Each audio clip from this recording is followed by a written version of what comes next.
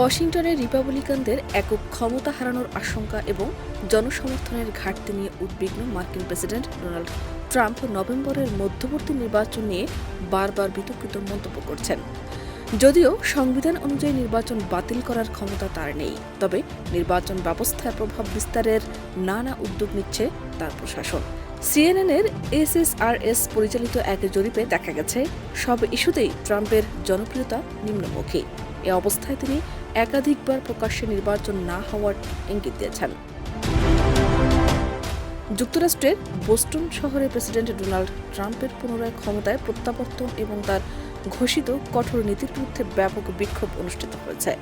১৯ জানুয়ারি শহরের কেন্দ্রস্থলে জড়ো হয়ে শত শত বিক্ষোভকারী ট্রাম্পের অভিবাসন, নাগরিক অধিকার ও ক্ষমতার কেন্দ্রীকরণমূলক অবস্থানের প্রতিবাদ জানান।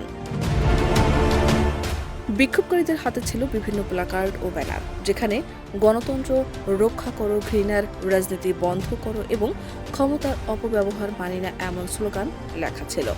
আয়োজকদের দাবি, ট্রাম্প ক্ষমতায় ফিরে এলে সংখ্যালঘু, অভিবাসী ও নারী অধিকার সবচেয়ে বেশি ঝুঁকির মুখে পড়বে। বিক্ষোভে অংশ নেওয়া এক শিক্ষার্থী বলেন, আমরা আমাদের অধিকার ও গণতান্ত্রিক মূল্যবোধ রক্ষার জন্য রাস্তায় নেমেছি। ভয় দেখিয়ে বা দমন নীতি চালিয়ে জনগণের কণ্ঠ রোধ করা যাবে না। শাহনাজ পারভীন, দেশ রূপান্তর।